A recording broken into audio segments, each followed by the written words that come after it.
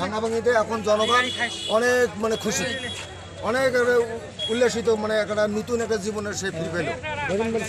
গরিব মানুষগুলো অনেকে এখানে বাড়ি করছিল, বাড়িটা ভাঙচুর করছে, নিজের মানে স্বার্থ উদ্ধারে যতটুকু মানুষের কষ্টদার ততটুকু দিয়ে ওরা উদ্ধার করছে।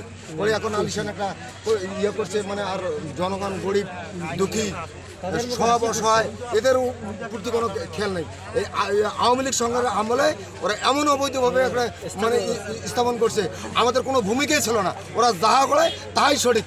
এখন কি হলো, রাতের পরে দিন, দিনের পরে রাত, পিঠ করলে উপর, উপর করলে পিঠ, এরকম আল্লাহর কাজ ভাঙা আর গড়া, দিনের রাত অবশ্যই আছে। আল্লাহর কাজ আল্লাহ সব কিছু সমাধান করছে। সম্ভব না এই সরকার আমলে কেউ ভালো করছে কেউ খারাপ করছে। আমরা কথা বলতে পারি, আমি জামায়াত ইসলামের একজন আসামি, অবৈধভাবে আমাকে মানে জেলে কাটায় ঝুলানো হচ্ছে। কেন? আমরা তো সবাই জনগণের সরকারি ইয়ে তো আমরা সবাই, অথচ আমরা কোনো নিরাপত্তা পাইনি। এখন কি হলো, এখন আল্লাহর কাজ আল্লাহ গোটাইলো, আমাদের কোনো নেই, আমরা আল্লাহর বান্দা, আল্লাহর ইয়ে করছি। আর সরকারকে আমি ধন্যবাদ জানাই, আরো যেন কার্যক্রমে অবৈধকে উদ্ধার করা হয়, জনগণের মাল জনগণের ফিরে পায়, যার যার